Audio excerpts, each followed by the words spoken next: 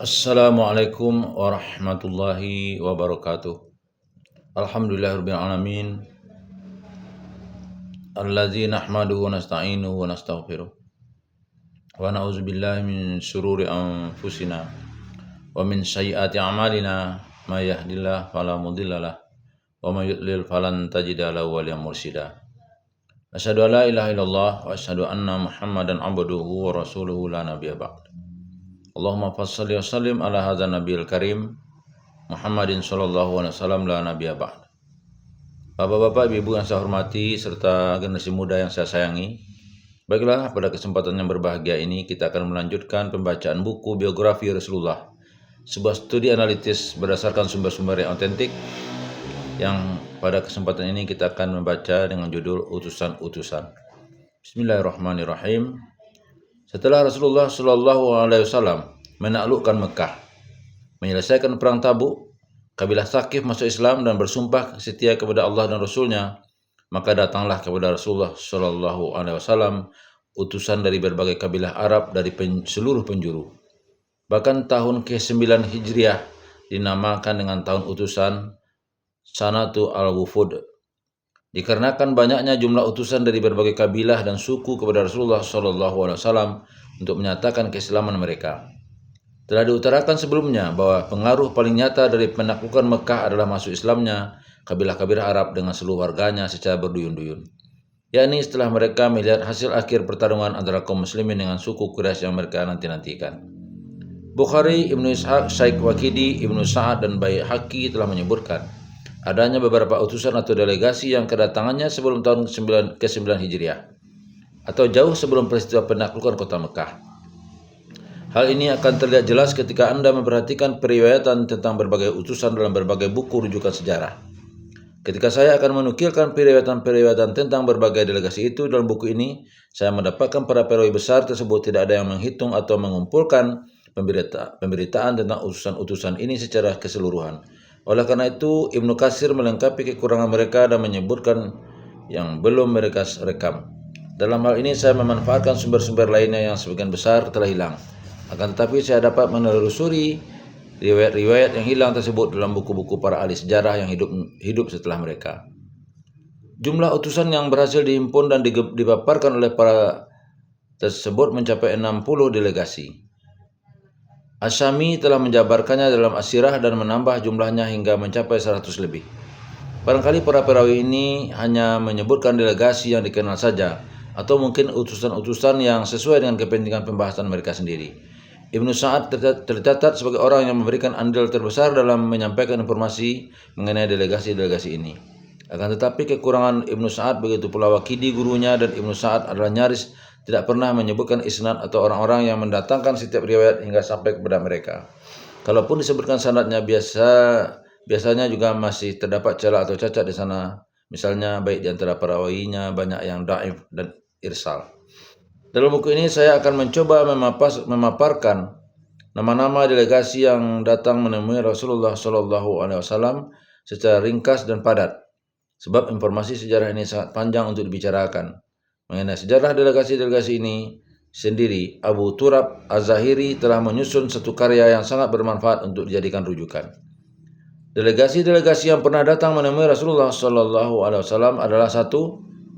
Utusan kabilah Muzainah. Delegasi ini bertemu Rasulullah SAW pada bulan Rajab tahun ke-5 Hijriah. Jumlah anggota delegasi ini 400 orang. Ketika mereka hendak berangkat pulang, Rasulullah SAW memerintahkan Umar untuk memberi mereka perbekalan. Kemudian Umar berkata, "Saya tidak punya apa-apa selain satu buah kurma. Saya kira itu tidak mencukupi." Rasulullah SAW pun berkata kepada Umar, "Pergilah dan beri mereka perbekalan." Umar segera beranjak bersama seluruh anggota delegasi. Kemudian Umar mempersilakan mereka masuk ke dalam rumahnya. Tiba-tiba di dalam rumah Umar sudah tersedia tumpukan kurma yang melimpah seperti dedaunan. Para anggota delegasi pun mengambil kurma-kurma tersebut sesuai kebutuhan mereka dan kemudian berangkat. Nu'man bin Muqrin, perawi berita ini, mengatakan, "Saya adalah orang yang terakhir keluar. Saya menoleh ke dalam rumah, tiba-tiba saya lihat kurma itu seperti sedia kala sebelum kami datang." Ini merupakan salah satu mukjizat Rasulullah SAW. 2. Delegasi Bani Tamim. Bukhari telah menuturkan berita tentang kedatangan mereka ini Sebagaimana dikisahkan dalam surah Al-Hujurat, disebutkan bahwa mereka datang dengan perilaku yang sangat bertentangan dengan sopan santun dalam memohon izin dan berbicara. Apalagi ketika mereka menyakiti perasaan Rasulullah SAW dengan berteriak-teriak memanggil beliau dari belakang kamar beliau seraya menantang beliau untuk beradu syair dan pidato. Maka Rasulullah SAW sama sekali tidak mengizinkan mereka menemui beliau. Ibnu Ishaq menuturkan kisah kedatangan delegasi ini secara detail. Di dalamnya disebutkan tentang nama-nama anggotanya dan peristiwa yang terjadi di antara Rasulullah SAW dan mereka. Justru apa yang dialami oleh penyair Rasulullah SAW, Hasan dan juru bicara Rasulullah, Sabit bin Qais dengan penyair mereka Zibirkan bin Badr dan juru bicara mereka Utarid bin Hajib, kedatangan delegasi ini kepada Rasulullah SAW terjadi pada permulaan tahun ke-9 Hijriah. 3. Delegasi Abdul Qais. Bukhari menyebutkan bahwa ketika delegasi ini datang, Rasulullah SAW menyambut mereka seraya mengatakan, "Selamat datang wahai kaum yang tak kenal malu dan penyesalan." Mereka pun menjawab, "Wahai Rasulullah, maafkan kami karena sungguhnya untuk menjumpaimu kami terhalang oleh orang-orang musyrik Bani Mudar, sehingga kami baru bisa pergi untuk menemui Anda pada bulan-bulan haram ini. Sabdakanlah kepada kami sebuah hadis yang mengandung satu perkara. Jika kami mengamalkannya, kami masuk surga dan kami bisa mengajak orang-orang di belakang kami." Rasulullah SAW pun bersabda, "Aku perintahkan kalian untuk melakukan 4 perkara dan aku larang kalian dari 4 perkara. Beriman kepada Allah." Tahukah kalian apa itu beriman kepada Allah? Iman kepada Allah adalah bersaksi bahwa tidak ada Tuhan yang patut disembah selain Allah, menegakkan sholat, menunaikan zakat, melaksanakan puasa di bulan Ramadan, dan hendaknya kalian memberikan 1/5 dari harta rampasan perang kalian kepadaku. Aku larang kalian dari 4 perkara. Segala sesuatu yang diperas dari diba, nakir, hantam, dan muzaffat. Dapat disimpulkan seperti telah disinggung oleh Ibnu Hajar bahwa kabilah Abdul Qais telah mengirim delegasi sebanyak 2 kali dan salah satunya diutus sebelum penaklukan kota Mekah. Terbukti pada kedatangan kali ini mereka sudah mengatakan kepada Rasulullah SAW, "Kami tidak bisa menghadapmu lagi karena terhalang oleh orang-orang kafir Mudar." Peristiwa ini terjadi sebelum penaklukan kota Mekah, sekitar tahun ke-5 Hijriah atau sebelumnya. Kampung halaman mereka terletak di Bahrain, yaitu kampung yang pertama kali melaksanakan sholat Jumat setelah Madinah, sebagaimana ditegaskan dalam hadis yang diriwayatkan oleh Bukhari dalam bab tentang delegasi Abdul Qais. Jumlah anggota delegasi pertama adalah 13 orang. Dalam delegasi inilah mereka bertanya kepada Rasulullah SAW tentang iman dan hukum minuman keras. Salah seorang anggota dari anggota delegasi ini adalah Al-Asyaj. Rasulullah SAW berkata kepada Al-Asyaj, "Sesungguhnya di dalam dirimu terdapat 2 sifat yang dicintai Allah Subhanahu wa taala dan Rasulnya, sabar dan welas asih." Hadis ini juga dikeluarkan oleh Muslim. Dari hadis Abu Sa'id, Abu Daud memaparkan riwayatnya melalui jalur Ummu Aban binti Wazi dari kakeknya Zari, termasuk anggota delegasi Abdul Qais, yang menuturkan, "Kami bergegas turun dari kendaraan kami, yaitu ketika tiba di Madinah. Kami lalu mencium tangan Rasulullah SAW, beliau sendiri tengah menunggu Al-Asyaj." Namun Al-Asyaj yang sebenarnya adalah Al-Munzir, beliau menunggunya sampai Al-Asyaj selesai mengenakan kedua bajunya. Kemudian ia menghampiri Rasulullah SAW, maka beliau pun menyambut Al-Asyaj dengan ucapan, "Sesungguhnya di dalam dirimu terdapat 2 sifat yang dicintai Allah Subhanahu wa taala dan Rasulnya, sabar dan welas asih." Dalam hadis Hud bin Abdullah bin Sa'id Al-Asri disebutkan bahwa Hud mendengar kakeknya Faridah Al-Asri menuturkan, ketika Rasulullah SAW sedang berbicara dengan para sahabat, tiba-tiba Rasulullah SAW bersabda, "Akan datang kepada kalian satu rombongan pengelana yang merupakan sebaik-baiknya penduduk bagian timur." Umar berdiri dan berjalan ke arah rombongan. Ia menjumpai 13 orang yang menunggang unta. Umar pun segera memberitahukan kepada mereka berita gembira mengenai sabda Rasulullah SAW tentang mereka. Kemudian Umar berjalan bersama rombongan hingga sampai di hadapan Rasulullah SAW. Para pengendara unta itu segera melompat turun dari tunggang mereka dan berebut menciumi tangan Rasulullah SAW. Al-Asyaj yang berada di belakang rombongan, ia mendudukkan untanya terlebih dahulu dan mengumpulkan barang-barang perbekalan mereka. Setelah itu ia berjalan menghampiri Rasulullah SAW. Rasulullah SAW pun bersabda, "Sesungguhnya di dalam dirimu terdapat 2 sifat yang dicintai Allah Subhanahu wa taala dan Rasulnya, sabar dan welas asih." Delegasi kedua datang berdatangan utusan atau Sanah al-Wufud. Jumlah mereka ketika itu 40 orang. Sebagaimana dijabarkan dalam hadis Abu Haywah al-Sanahi yang diturunkan oleh Ibnu Mandah, salah seorang anggota delegasi kedua ini adalah Al-Jarud al-Abdi. Ibnu Ishaq menuturkan Al-Jarud al-Abdi dulunya adalah seorang Kristiani. Dia masuk Islam dan menjadi pemeluknya yang taat. Berulangnya kedatangan delegasi Abdul Qais ini juga diperkuat oleh riwayat yang dituturkan oleh Ibnu Hibban melalui jalur lain yang mengatakan bahwa Rasulullah SAW bersabda kepada para anggota delegasi Abdul Qais, "Mengapa aku lihat warna kulit kalian berubah?"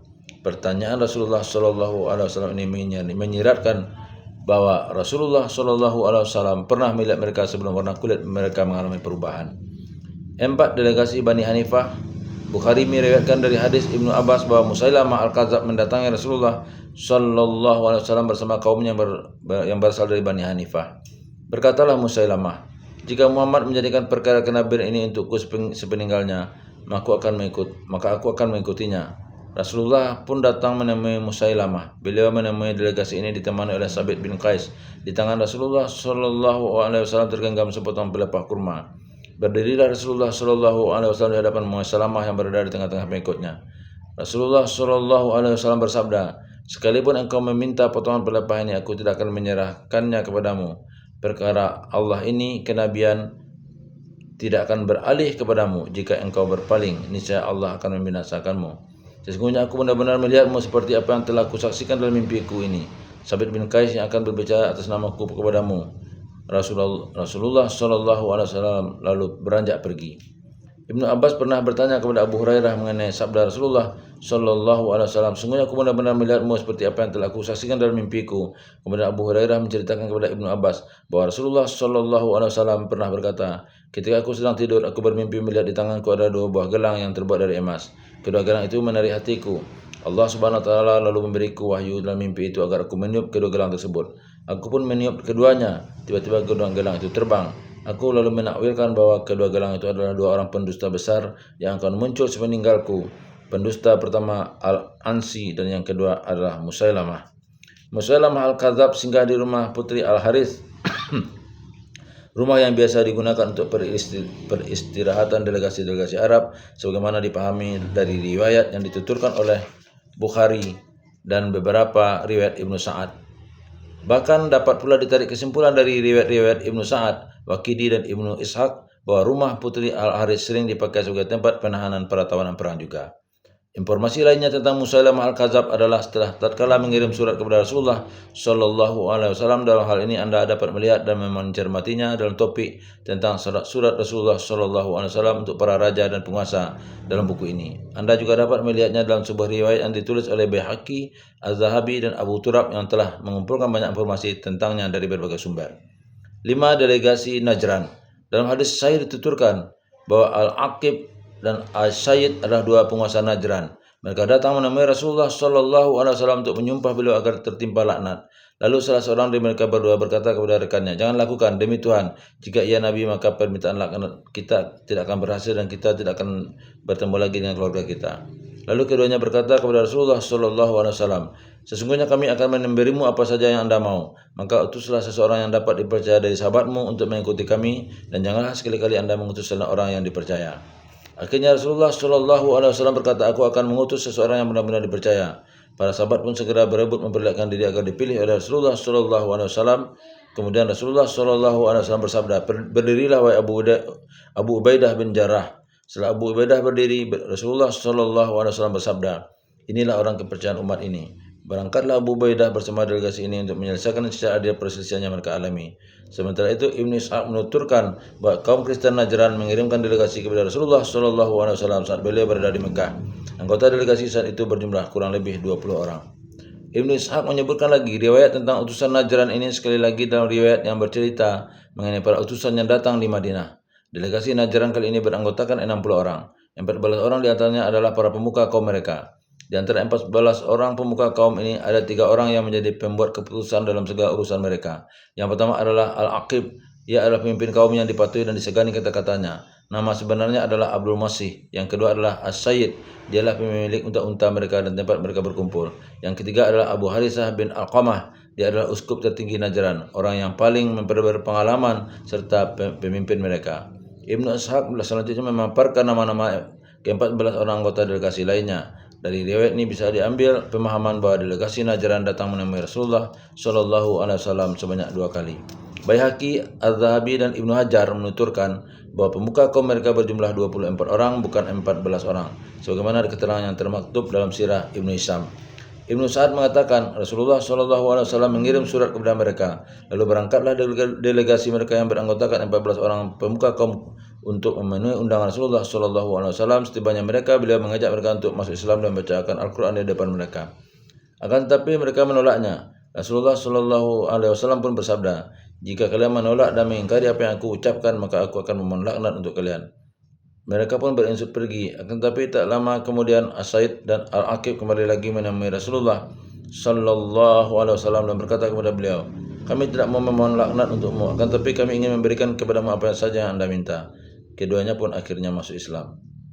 Dalam riwayat mursal yang datang dari As-Sa'bi, berdasarkan pada penuturan Ibnu Abi Syaibah, dikatakan bahwa Rasulullah SAW bersabda, telah datang kepadaku kabar gembira mengenai kehancuran penduduk Najran jika mereka jadi memohon laknat.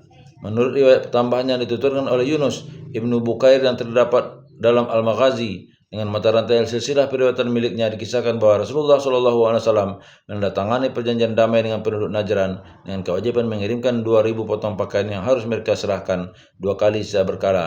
1.000 potong pada bulan Rajab dan 1.000 potong lagi sisanya dikirim pada bulan Safar. Pada setiap potong pakaian harus disertai 1 uqiyah. Ibnu Bukair memaparkan surat perjanjian yang ditulis Rasulullah SAW secara panjang lebar. Dalam riwayat ini disebutkan bahwa Rasulullah SAW mengirim surat kepada penduduk Najran untuk mengajak mereka masuk agama Islam. Jika mereka menolak, maka mereka harus membayar jizyah.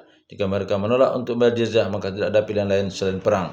Mereka pun panik. Kemudian mereka mengadakan pertemuan untuk bermusyawarah. Akhirnya mereka sepakat untuk mengirim Surahbil bin Wada'ah Al-Hamdani, Abdullah bin Surahbil Al-Asbahi dan Sabir bin Faid Al-Harisi sebagai duta. Mereka ditugaskan mencari informasi tentang Rasulullah SAW untuk diserahkan kepada mereka di Najran. Pada saat ketiga orang duta Najran ini memasuki kota Madinah, mereka menanggalkan baju bepergian mereka dan berganti pakaian dengan baju tradisional mereka, serta mengenakan cincin-cincin emas. Lalu pergilah mereka bertiga menemui Rasulullah SAW. Mereka mengucapkan salam kepada Rasulullah SAW, akan tetapi Rasulullah SAW tidak membalas salam mereka. Mereka berbicara sepanjang siang kepada Rasulullah SAW, akan tetapi Rasulullah SAW sedikit pun tidak mengucapkan sepatah kata kepada mereka.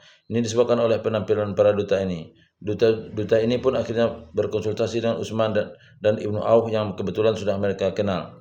Kedua sahabat ini lalu minta pandangan dari Ali bin Abi Thalib. Kemudian Ali menunjukkan agar duta-duta Najran tersebut menanggalkan pakaian adat mereka serta cincin-cincin yang mereka kenakan. Ia meminta mereka untuk memakai pakaian bepergian mereka. Setelah itu mereka bertiga kembali lagi menemui Rasulullah SAW. Mereka menuruti apa yang disarankan oleh Ali. Ketika mereka bertemu dengan Rasulullah SAW, Rasulullah SAW baru mau membalas salam mereka. Kemudian Rasulullah SAW menanyakan keadaan mereka dan mereka pun balik menanyakan keadaan Rasulullah SAW. Para utusan ini selanjutnya meminta pendapat Rasulullah SAW mengenai Isa Al-Masih. Rasulullah SAW minta waktu sampai keesokan harinya untuk mengungkapkan pendapat beliau mengenai hal ini. Setelah itu turunlah ayat-ayat dari surah Ali Imran yang berbunyi, sesungguhnya misal penciptaan Isa di sisi Allah adalah seperti penciptaan Adam. Allah menciptakan Adam dari tanah. Kemudian Allah berfirman kepadanya, jadilah seorang manusia, maka jadilah dia. Apa yang telah kami ceritakan itulah yang benar, yang datang dari Tuhanmu. Karena itu janganlah kamu termasuk orang-orang yang ragu. Siapa yang membantahmu tentang kisah Isa, sudah datang ilmu yang meyakinkan kamu, maka katakanlah kepadanya, marilah kita memanggil anak-anak kami dan anak-anak kamu, istri-istri kami dan istri-istri kamu, diri kami dan diri kamu, kemudian marilah kita bermubahalah kepada Allah dan kita minta supaya laknat Allah ditimpakan kepada orang-orang yang dusta. Pada keesokan harinya Rasulullah SAW mendatangi para utusan ini. Rasulullah SAW datang bersama Hasan, Husain dan Fatimah untuk bermubahalah doa memohon laknat kepada Allah. Ketika itulah Surahbil merasa ketakutan terhadap petaka yang akan menimpa mereka. Ia bersama dua orang rekannya lalu berpandangan untuk meminta keputusan dari Rasulullah SAW atas penduduk Najran. Akhirnya Rasulullah SAW pulang hingga pada keesokan harinya para duta Najran ini menemui Rasulullah SAW. Kemudian Rasulullah SAW menuliskan selembar perjanjian untuk mereka yang di dalamnya bertertera keputusan Rasulullah SAW atas penduduk Najran. Keputusannya adalah 2.000 potong pakaian sebagai jizyah pada setiap bulan Rajab, 1.000 potong, dan pada setiap bulan Safar 1.000 potong. Dalam riwayat ini juga disebutkan seluruh persyaratan dengan lengkap.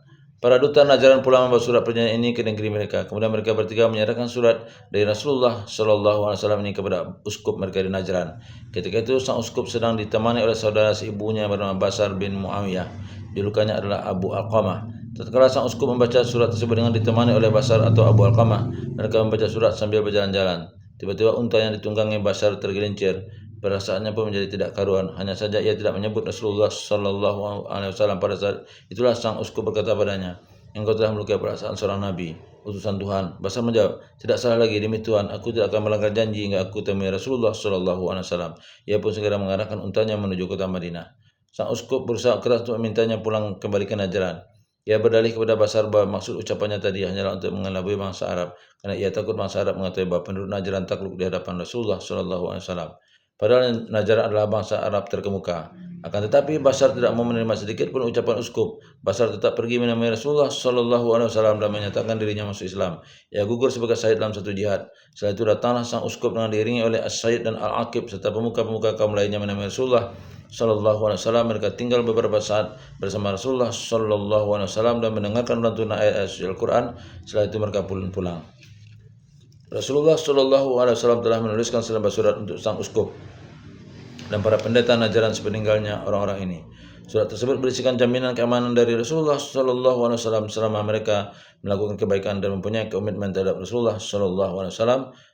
Warta ini dipaparkan dengan ringkas dalam hadis sahih. Disebutkan pula bahwa Rasulullah Shallallahu Alaihi Wasallam mengutus Mughirah bin Syu'bah. Ketika Mughirah tiba di Najran, mereka bertanya, kalian kaum muslim membaca wahai saudari Harun dan Musa sebelum Isa begini dan begitu. Kembalinya ke Madinah. Mughirah menanyakan hal itu kepada Rasulullah Shallallahu Alaihi Wasallam, maka Rasulullah Shallallahu Alaihi Wasallam pun berkata, sesungguhnya mereka dulu selalu memberikan nama-nama kepada nabi-nabi dan orang-orang saleh mereka sebelum mereka. 6. Delegasi Asy'ariyin.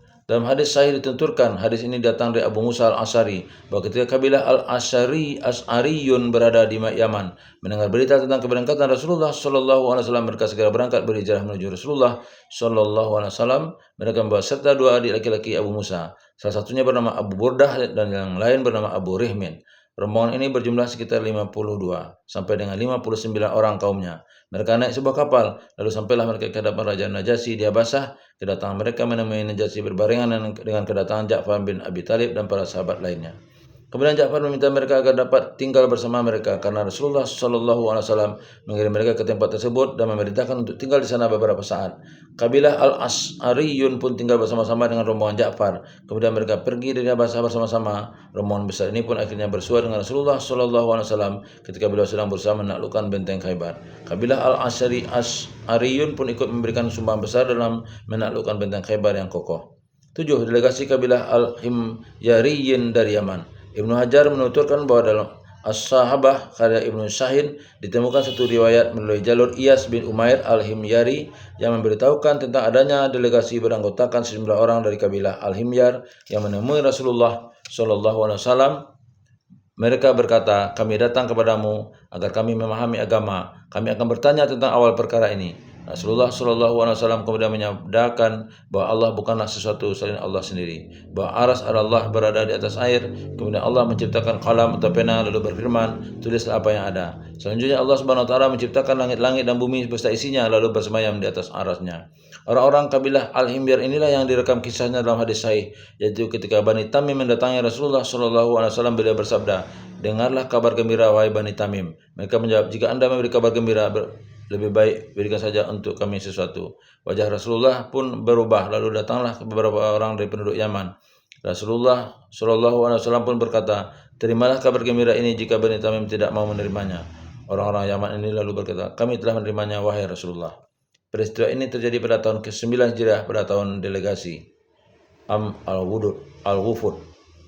8. Delegasi Tai. Salah seorang anggotanya adalah Zaid Al-Khair yang oleh Rasulullah Shallallahu Alaihi Wasallam diganti namanya dengan Zaid Al-Khair. Zaid Al-Khair ini adalah pemimpin mereka. Kabilah Tai masuk Islam dan mereka menjadi pemilik Islam yang taat dan baik.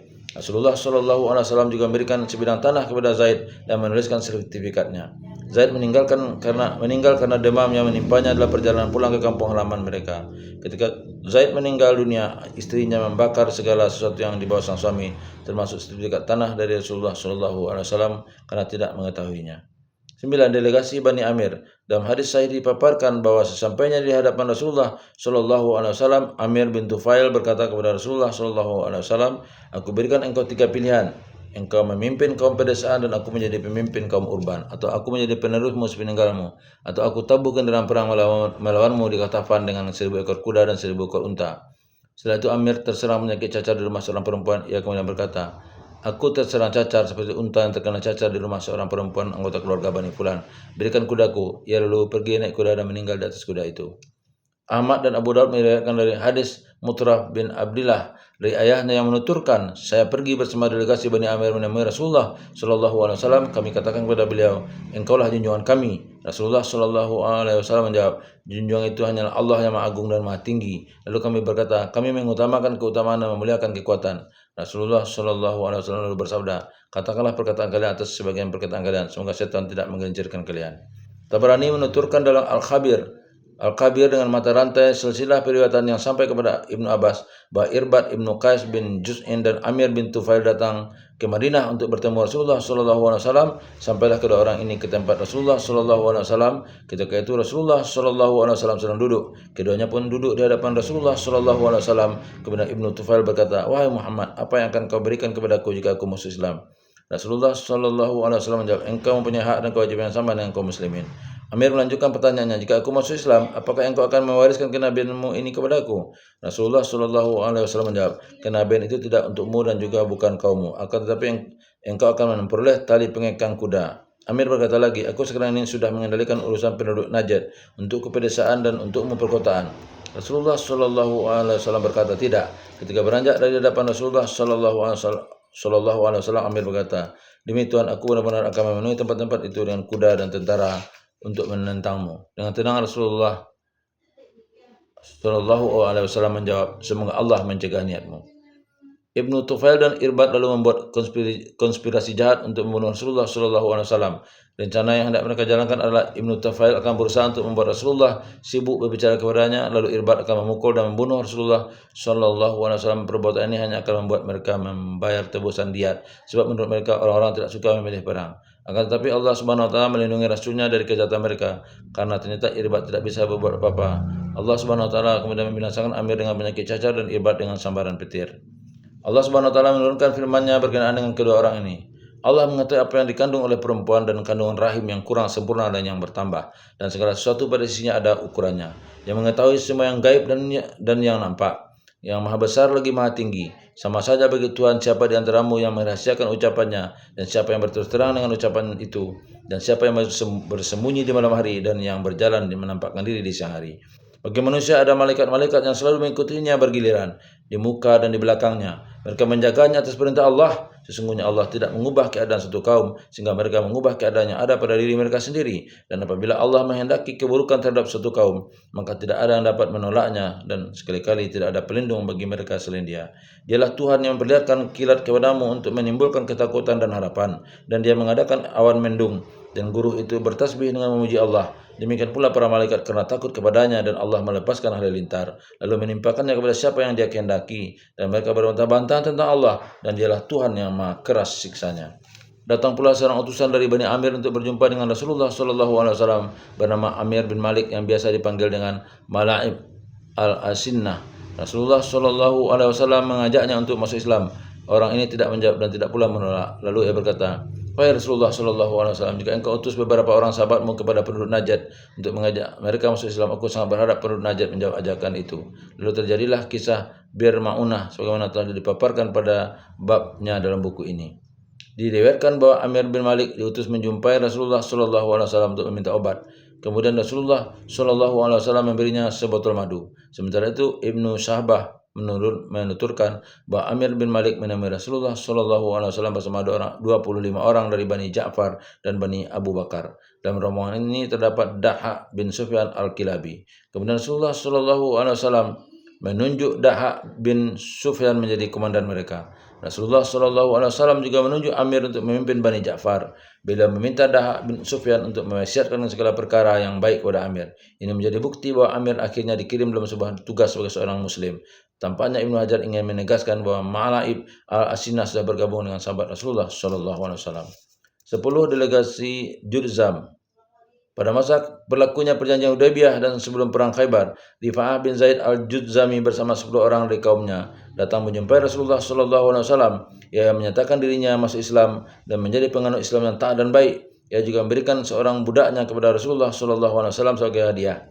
Rasulullah sallallahu alaihi wasallam menuliskan satu surat untuknya dan mengutusnya kembali ke tengah-tengah kaumnya. Lalu Rifa'ah menyeru kaumnya untuk masuk agama Islam. Akhirnya seluruh kaumnya pun masuk Islam. 11 delegasi Bani Sa'ad bin Bakar. Kabilah Bani Sa'ad bin Bakar menugaskan Diman Ibnu Sa'labah sebagai duta untuk menemui Rasulullah sallallahu alaihi wasallam. Diman datang menghadap dan mendudukkan untanya di depan pintu masjid lalu mengikatnya. Setelah itu ia masuk untuk menjumpai Rasulullah sallallahu alaihi wasallam yang sedang berada di dalam masjid bersama para sahabat. Kemudian Diman bertanya kepada Rasulullah sallallahu alaihi wasallam mengenai rukun Islam yang pernah ia dengar. Ia mengingatkan Rasulullah sallallahu alaihi wasallam kepada Allah agar membenarkannya setiap kali menyebut satu kewajiban dalam rukun Islam. Rasulullah sallallahu alaihi wasallam mengabulkan keinginannya ini sehingga setelah Imam selesai menyebutkan satu persatu kewajiban dalam rukun Islam, Imam pun segera mengucapkan 2 kalimat syahadat. Imam masuk Islam, kemudian ia kembali ke tempat untanya berada dan berangkat pulang ke tengah-tengah kaumnya. Imam lalu memberikan informasi tentang Rasulullah sallallahu alaihi wasallam kepada kaumnya. Ia juga mengajak mereka semua untuk memeluk agama Islam dan menyingkirkan berhala Lata dan Uzza. Mereka pun masuk Islam seluruhnya sampai-sampai Ibnu Abbas radhiyallahu an berkomentar, kami belum pernah mendengar tentang duta satu kaum yang lebih baik daripada Dimam bin Sa'labah. Dari konteks ini bisa ditarik kesimpulan bahwa Dimam kembali ke tengah-tengah kaumnya sebelum peristiwa penaklukan Mekah, sebab berhala Uzza dihancurkan oleh Khalid sebelum peristiwa penaklukan Mekah. Kisah tentang masuk Islamnya Dimam menjadi bukti atas sejauh mana penyebaran ajaran-ajaran Islam di tengah kabilah-kabilah Arab, sampai-sampai Dimam datang menemui Rasulullah sallallahu alaihi wasallam bukan untuk bertanya tentang ajaran Islam, akan tetapi datang untuk menegaskan pengetahuannya tentang ajaran Islam. Dimam telah mempersiapkan dirinya dengan memaparkan ajaran-ajaran Islam satu persatu di hadapan Rasulullah sallallahu alaihi wasallam. Hal ini menunjukkan penguasaannya atas ajaran-ajaran Islam sebelum ia datang menemui Rasulullah sallallahu alaihi wasallam. 12. Delegasi Daus Tufail bin Amir. Kisahnya dituturkan oleh Ibnu Ishaq menulis hadis Tufail bin Amir Ad-Dausi yang datang ke Mekah. Ketika Rasulullah sallallahu alaihi wasallam berada di sana, kemudian datanglah beberapa orang Quraisy mendekatinya. Sebab Tufail adalah seorang pria terhormat dan seorang pujangga berlian. Orang-orang Quraisy itu ingin membuatnya mengurungkan niatnya untuk mendengarkan petuah Rasulullah sallallahu alaihi wasallam. Mereka berusaha keras meyakinkannya dengan berbagai macam dalih agar ia tidak jadi mendengar sesuatu dari Rasulullah sallallahu alaihi wasallam. Akhirnya Tufail menyumbat kedua telinganya dengan kapas lalu pergi ke masjid. Ia duduk dekat Rasulullah sallallahu alaihi wasallam. Tampaknya Allah Subhanahu wa taala telah memperdengarkan beberapa sabda Rasulullah sallallahu alaihi wasallam untuknya. Tufail pun menyimak petuah-petuah bijak. Ia berkata dalam hatinya bahwa jika dirinya memang seorang pujangga berlian, ia pasti dapat membedakan antara perkataan yang bagus dan yang jelek. Lantas mengapa ia tidak mendengarkan Rasulullah sallallahu alaihi wasallam saja? Tufail pun tetap duduk di dalam masjid sampai Rasulullah sallallahu alaihi wasallam pulang ke rumah. Kemudian ia pergi menemui Rasulullah sallallahu alaihi wasallam dan menceritakan apa yang dialaminya dengan orang-orang Quraisy. Ia juga mendengarkan sabda-sabda Rasulullah sallallahu alaihi wasallam. Apa yang disabdakan Rasulullah sallallahu alaihi wasallam tersebut telah membuat Tufail kagum dan takjub. Akhirnya ia menyatakan dirinya masuk Islam. Ia minta kepada Rasulullah sallallahu alaihi wasallam untuk berdoa kepada Allah Subhanahu wa taala agar memberi pertanda untuknya yang akan menolongnya dalam berdakwah kepada kaumnya. Allah Subhanahu wa taala pun menjadikannya cahaya di ujung cambuknya sebagai petanda. Ketika Tufail kembali ke kampung halamannya, orang yang pertama kali masuk Islam di tangannya adalah ayah dan ibunya. Ketika itu kabilah Daus masih belum masuk Islam. Tufail kembali menemui Rasulullah sallallahu alaihi wasallam dan minta beliau untuk mendoakan kaumnya. Akan tetapi Rasulullah sallallahu alaihi wasallam justru berdoa, "Ya Allah, berilah petunjuk kepada Daus." Kemudian beliau berkata kepadanya, "Pulanglah engkau, ajak kaummu dan bersikap lembutlah terhadap mereka." Tufail pun pulang. Ia mulai lagi menyeru kaumnya untuk memeluk Islam sampai selesai perang Khandaq. Kemudian ia bersama orang-orang dari kaumnya yang sudah masuk Islam pergi menjumpai Rasulullah sallallahu alaihi wasallam yang sedang berada di Khaybar.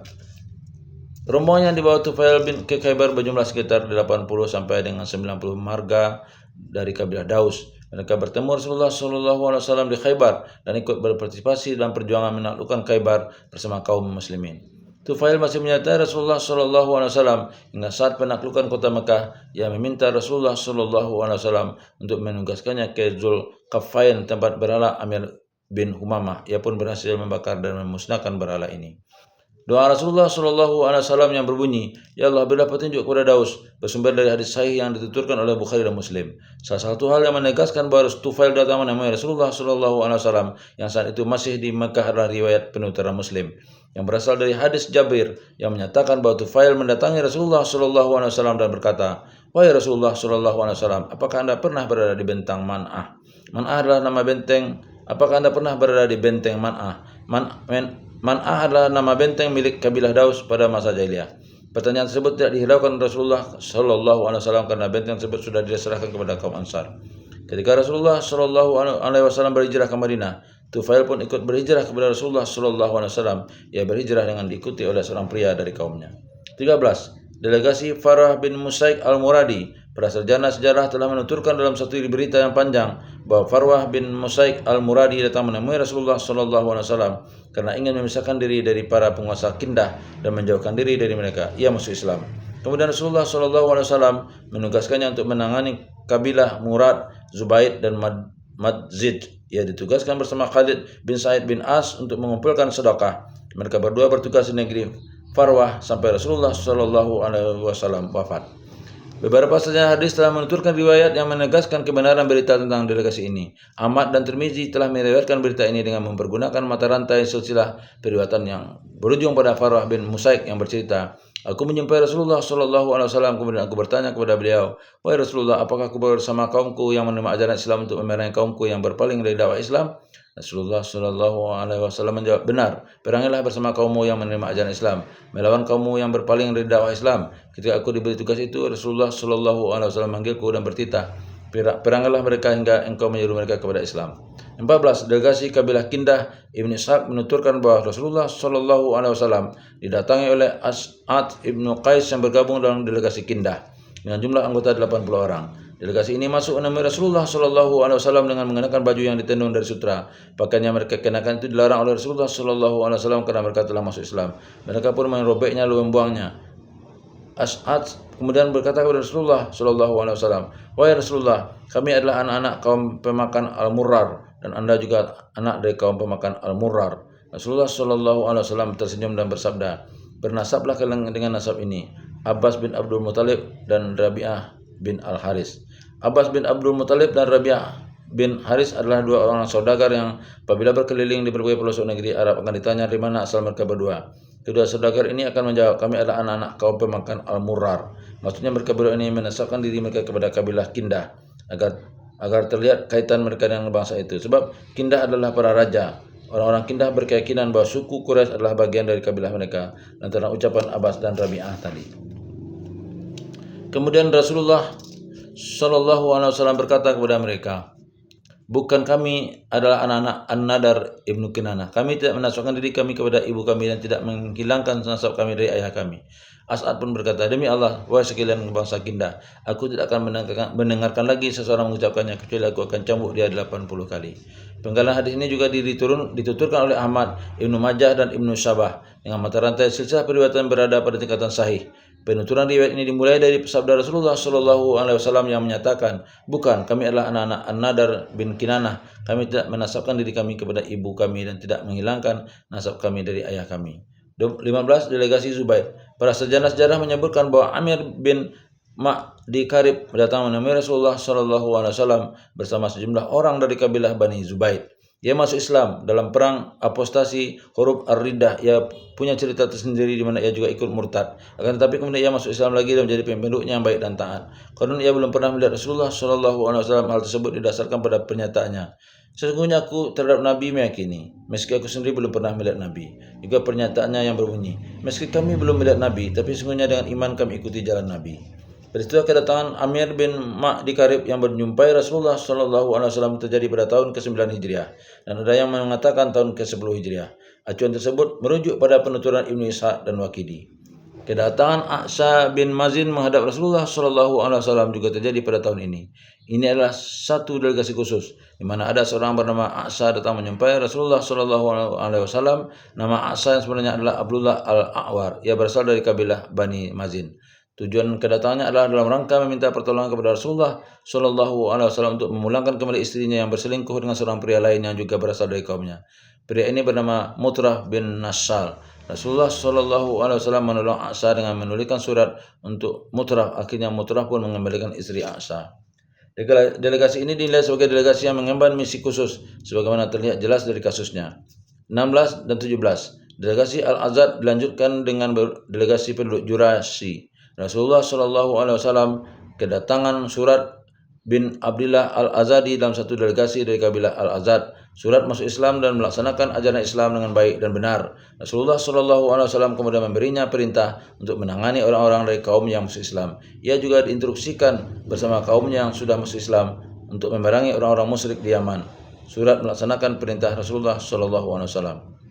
Sesuai dengan perintah Rasulullah SAW, tibalah ia di Jurasi. Ketika itu Jurasi merupakan sebuah kota yang terlindungi oleh benteng kokoh. Di dalamnya tinggal sejumlah kabilah dari Yaman. Kabilah Qatsam juga telah bergabung dengan Kabilah Qatsam juga telah bergabung bersama kabilah-kabilah Yaman ini.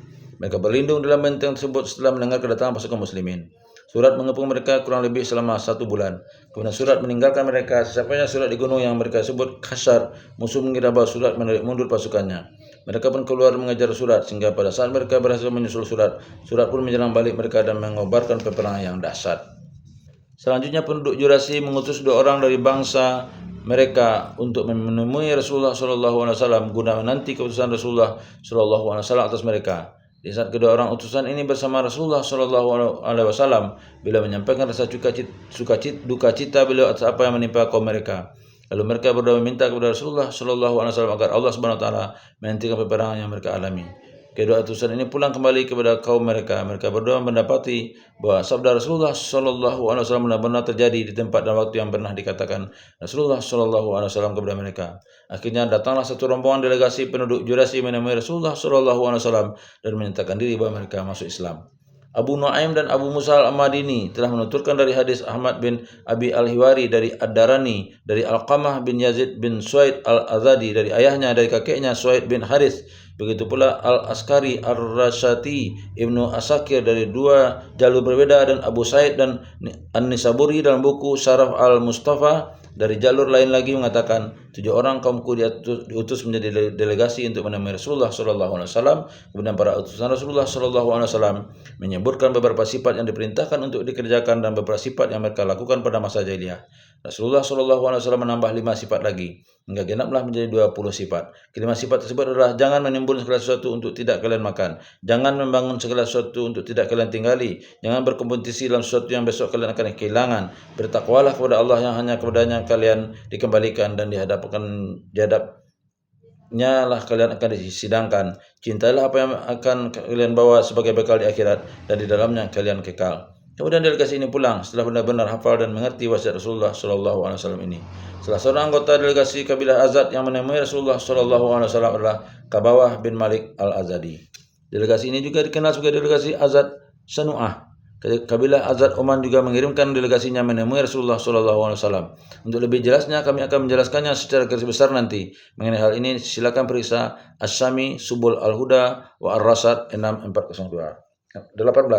Kedatangan utusan raja-raja Himyar yang membawa surat mereka untuk Rasulullah SAW pada suatu hari. Rasulullah SAW didatangi oleh utusan dari Himyar yang membawa surat berisikan pernyataan keislaman mereka. Peristiwa ini terjadi sekembalinya Rasulullah SAW dari Tabuk. Utusan ini terdiri dari Haris bin Abdi Kulal, Nuaim bin Abdi Kulal, dan An-Nu'man penguasa Dzi Ru'yan, Ma'afir, dan Hamdan. Diutus pula menemui Rasulullah SAW Zur'ah Zuyazan Malik bin Murrah Ar-Rahawi, dan dalam rangka menyatakan keislaman mereka. Kemudian Rasulullah SAW menulis surat untuknya yang berisikan hak dan kewajiban mereka sebagai umat Islam, tepatnya mengenai nisab zakat, kewajiban jizyah bagi mereka yang tetap beragama Yahudi dan Nasrani. Rasulullah SAW juga menyebutkan langsung nama-nama sahabat yang ditugaskan kepada mereka: Mu'az bin Jabal, Abdullah bin Zaid, Malik bin Ubadah, Uqbah bin Namr, Malik bin Murrah, dan lain-lain. Para utusan Rasulullah SAW ini dipimpin oleh Mu'az bin Jabal. Rasulullah SAW berpesan agar mereka memperlakukan para utusan ini dengan baik. Peristiwa ini terjadi pada bulan Ramadan tahun ke-9 Hijriah. 19. Kedatangan Jarir bin Abdullah al-Bajali. Rasulullah SAW sedang berkhutbah di dalam masjid ketika Jarir memasuki kota Madinah. Rasulullah SAW sudah menyebut nama Jarir dalam khutbah beliau. Sebelum Jarir masuk masjid untuk bertemu kaum muslimin, Rasulullah SAW bersabda, dari pintu ini atau dari arah ini akan masuk kepada kalian penduduk Yaman terbaik. Hanya di wajahnya terdapat karisma raja. Jarir masuk Islam langsung di tangan Rasulullah SAW dan beliau membaiatnya untuk setia dan taat kepada Allah dan Rasulnya. Rasulullah SAW memuliakan Jarir dengan memakaikan jubah beliau untuknya. Saya berkata, jika kalian kedatangan orang termulia ini di satu kaum, maka muliakanlah ia. Tampaknya masuk Islamnya Jarir terjadi belakangan setelah Rasulullah SAW menaklukkan mahkota Mekah. Ahmad menuturkan satu riwayat dari Jarir yang menyatakan, aku masuk Islam setelah surat Al-Maidah diturunkan dan saya menyaksikan Rasulullah SAW membasuh sesaat setelah aku masuk Islam. Ibnu Sa'ad menuturkan bahwa masuk Islamnya Jarir dan rombongan yang menyertainya dalam delegasi yang anggotanya berjumlah 150 orang adalah pada tahun ke-10 Hijrah di bulan Ramadan. Ada pula sejumlah riwayat lainnya mengatakan bahwa Jarir menemui Rasulullah SAW bersama 100 orang dari kabilah Bani Mujailah dan Bani Kusair. Bahkan ada pula yang mengatakan bahwa ia datang menemui Rasulullah SAW bersama 700 orang. Konon pula ia datang bersama 500 orang. 20. Duta dari Hadramaut. Rasulullah SAW ditemui oleh Wa'il bin Hujr, salah seorang pemuka Hadramaut. Ayah Wa'il adalah salah satu penguasa di Hadramaut. Konon Rasulullah SAW telah memberitahu para sahabat tentang Wa'il sebelum kedatangannya menyampai Rasulullah SAW. Rasulullah SAW bersabda, kalian akan kedatangan anak para raja yang lain. Ketika Wa'il masuk untuk bertemu Rasulullah SAW, bila menyambutnya dengan hangat, mendudukkannya berdekatan dengan beliau dan membentangkan untuknya selendang beliau. Setelah itu Rasulullah SAW berkata, ya Allah, restuilah Wa'il, anaknya dan cucunya dalam berkahmu.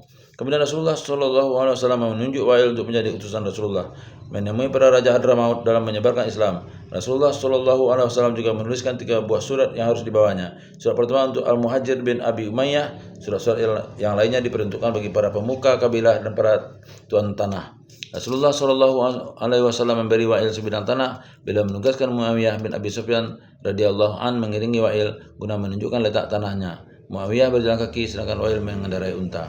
Muawiyah mengeluhkan panasnya padang pasir kepada Wa'il dan minta agar diperbolehkan membonceng di atas unta. Akan tapi Wa'il menolaknya dengan berkata, diam, kamu bukan keturunan raja-raja, melangkahlah kamu di bawah bayangan unta. Kemudian Allah SWT berkehendak mengirim Hujr sebagai duta untuk bertemu dengan Muawiyah radhiyallahu an yang sudah menjabat sebagai Amirul Mukminin. Muawiyah pun bercerita kepada Hujr tentang kisah Wa'il bersamanya dulu. Rasulullah SAW meminta Wa'il untuk naik ke atas mimbar bersama Rasulullah SAW bila berdoa sambil mengucap kepala Wa'il, ya Allah, restuilah Wa'il, anaknya dan cucunya di dalam berkahmu. Setelah itu dikumandangkanlah salat berjamaah agar orang-orang berkumpul mengungkapkan kegembiraan akan kehadiran Wa'il yang bertemu dengan Rasulullah SAW. 21. Delegasi Bani Al-Muntafiq. Rasulullah SAW juga didatangi oleh Laqyat bin Amir yang membawa seorang rekan bernama Nahi bin Asim. Kedua orang ini menemui Rasulullah SAW setelah beliau usai melaksanakan sholat fajar dan menyampaikan khutbah di hadapan masyarakat. Seusai Rasulullah SAW berkhutbah, Ibnu Amir maju menghadap Rasulullah SAW dan berkata, wahai Rasulullah, apa yang kau ketahui tentang perkara yang gaib? Rasulullah SAW pun memberitahukan kepadanya perkara-perkara gaib. Tanya jawab antara Rasulullah SAW dan Ibnu Amir berlangsung lama. Dialog ini semuanya dituturkan dalam sebuah hadis yang sangat panjang.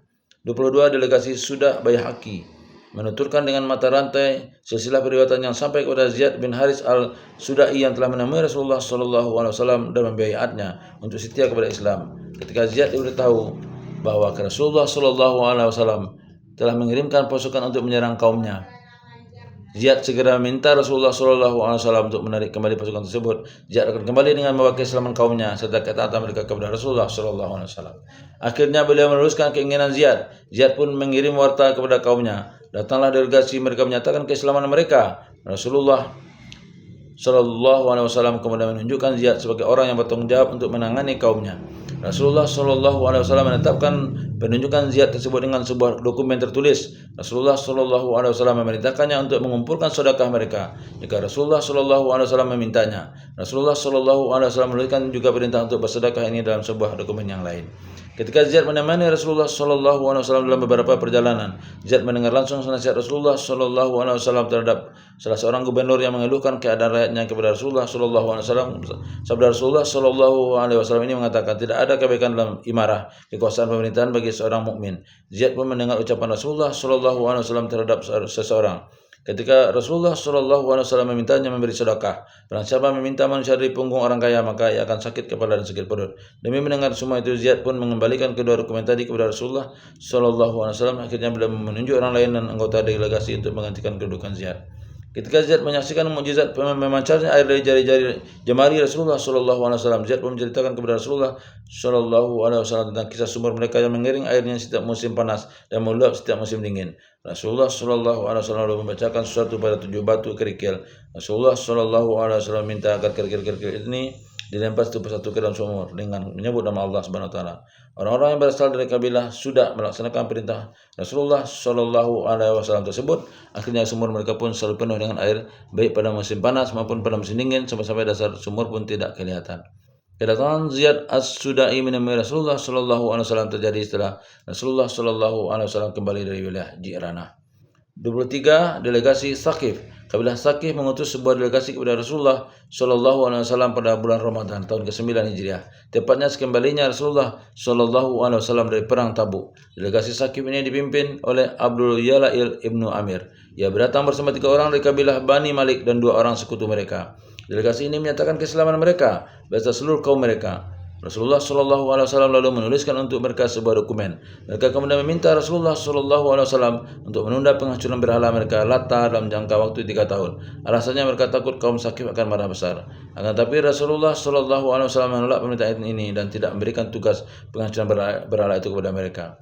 Rasulullah Shallallahu Alaihi Wasallam menyerahkan usaha pemusnahan berhala Lata kepada Abu Sufyan dan Mughirah bin Syu'bah. Permintaan kaum Thaqif tidak berhenti sampai di situ karena mereka juga meminta dispensasi dari Rasulullah Shallallahu Alaihi Wasallam untuk tidak melaksanakan solat dengan dalih tidak mampu mereka untuk rukuk dan sujud. Rasulullah Shallallahu Alaihi Wasallam menolak permintaan ini seraya berkata, tidak ada kebaikan dalam satu agama di mana solat tidak ditegakkan di dalamnya. Mereka juga mempersyaratkan agar mereka dibebaskan dari kewajiban bayar zakat dan melaksanakan jihad. Dalam hal ini Rasulullah Shallallahu Alaihi Wasallam menyetujuinya dan memerintahkan kalian akan bersedekah dan berjihad jika kaum Thaqif sudah masuk Islam seluruhnya. Mereka memohon juga agar memperoleh keinginan untuk tidak melakukan wudhu sebagai sarana bersuci dengan alasan bahwa negeri mereka berudara dingin. Di samping itu mereka juga meminta diperbolehkan untuk memeras minuman keras dalam bejana labu kering dan memulangkan kembali ke Abu Bakar Al-Thaqafi ke Thaqif. Rasulullah Shallallahu Alaihi Wasallam tidak mengindahkan semua permintaan mereka itu. Rasulullah Shallallahu Alaihi Wasallam menunjuk Utsman bin Abi As sebagai penanggung jawab atas urusan orang-orang Thaqif. Utsman bin Abi As adalah anggota delegasi Thaqif termuda. Akan tetapi dibanding dengan anggota delegasi lainnya, ia adalah orang yang paling berambisi dalam mempelajari Al-Quran dan memahami ajaran agama. Kemudian delegasi ini kembali ke negeri mereka. Setelah berada di Madinah selama 15 hari, mereka pulang dengan disertai oleh Abu Sufyan bin Harb dan Mughirah bin Syu'bah yang mengemban tugas menghancurkan berhala Lata. Ketika kedua sahabat ini tiba untuk menunaikan tugas, tiba-tiba kaum perempuan Thaqif berkumpul mengitari Lata sambil menangis. Mereka terus menangis hingga Mughirah menyelesaikan pekerjaannya menghancurkan berhala dan mengambil emas serta harta berharga yang dipersembahkan untuk Lata. Orang-orang Thaqif menduga bahwa Lata akan menuntut balas kepada mereka. Mughirah pun mentertawakan keyakinan itu dengan melemparkan kapaknya dan berlari-lari. Orang-orang Thaqif mengumpatnya dengan berkata, Tuhan akan menuntut balas. Mughirah semakin tergelak-gelak tertawa. Akhirnya ia menasihati mereka untuk mengesahkan Allah. Setelah itu ia kembali menuntaskan tugasnya. 24. Kedatangan Abdurrahman bin Abi Aqil bersama kaumnya. Baihaqi menuturkan dengan mata rantai silsilah hadis-hadis yang diriwayatkannya yang sampai kepada Abdurrahman bin Abi Aqil kisah tentang kedatangannya bersama kaumnya untuk menemui Rasulullah Shallallahu Alaihi Wasallam. Abdurrahman mengisahkan, saya berangkat dalam sebuah delegasi kepada Rasulullah Shallallahu Alaihi Wasallam. Kami pun datang menjumpai beliau. Kami terpaku di depan pintu dan merasa tidak ada orang yang paling kami benci selain orang yang hendak kami jumpai ini. Ketika kami keluar, kami merasa tidak ada orang yang paling kami cintai selain orang yang telah kami temui ini. Lalu ada seorang dari kami yang bertanya, wahai Rasulullah, mengapa anda tidak memohon kekuasaan seperti kekuasaan Nabi Sulaiman? Rasulullah Shallallahu Alaihi Wasallam tertawa lalu bersabda, mudah-mudahan sahabat kalian ini memiliki sesuatu di sisi Allah yang lebih utama daripada kekuasaan Raja Sulaiman. Karena Allah Subhanahu wa Ta'ala tidak mengutus seorang nabi melainkan dianugerahi kepastian permohonan. Maka siapapun di antara nabi-nabi itu mengambilnya di dunia, Allah Subhanahu wa Ta'ala pun akan memberikannya di dunia ini. Di antaranya ada nabi dengan permohonan tersebut berdoa atas kaumnya ketika mereka durhaka, maka kaum itu pun binasa dengan permohonannya. Sesungguhnya Allah Subhanahu wa Ta'ala telah menganugerahkan satu permohonan kepadaku, tetapi aku sembunyikan permohonan itu di sisi Tuhanku sebagai syafaat dariku untuk umatku pada hari kiamat. Tampaknya bagi saya Allah Maha mengetahui mana yang benar. Kedatangan Abdurrahman bersamaan dengan kedatangan delegasi kaumnya Thaqif, sebagaimana telah dipaparkan di tempatnya tersendiri. 25 delegasi kabilah Bakar. Rasulullah SAW kedatangan Haris bin Hasan al-Bakri dalam satu kasus istimewa. Haris bermaksud hendak mengadukan Ala bin al-Adrami kepada Rasulullah SAW lantaran satu perkara yang tidak dijelaskan oleh riwayat. Ketika Haris melewati Rabazah, tiba-tiba ada seorang perempuan jompo memotong jalannya. Perempuan tua itu memohon kepada Haris agar membawanya bertemu Rasulullah SAW. Haris pun membawa serta perempuan tua itu ke Madinah. Ketika Rasulullah SAW hendak menjadikan wilayah Dahna sebagai garis demarkasi perbatasan antara kabilah Tamim dan kabilah Bakar, perempuan tua itu menentang keputusan Rasulullah SAW ini. Keputusan Rasulullah SAW ini dengan alasan bahwa Dahna adalah tanah miliknya. Hasan pun berkata, sungguhnya aku akan berkata seperti apa yang dikatakan pertama, seekor domba yang menanggung kematiannya. Aku telah membawa perempuan ini pada aku tidak pernah mendasar bahwa ia adalah musuhku. Aku berlindung dari diri kepada Allah dari Rasulnya untuk menjadi seperti duta kaum Ad. Dalam sebuah kisah tentang delegasi Saiban yang dipaparkan Ibnu Sa'ad, disebutkan bahwa Hasan membawa serta perempuan ini dari negerinya, negeri kabilah Bani Saiban, bukan dari Rabazah. Seperti dalam riwayat di atas, dalam hadisnya dituturkan bahwa kedatangannya bertepatan dengan saat Rasulullah SAW hendak menugaskan Amir bin As ke wilayah Zatus Salasil pada bulan Jumadil akhir tahun ke-8 Hijriah.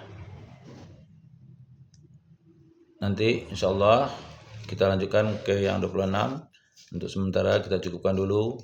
Semoga ada manfaatnya. Bila taufik wal hidayah. Assalamualaikum warahmatullahi wabarakatuh.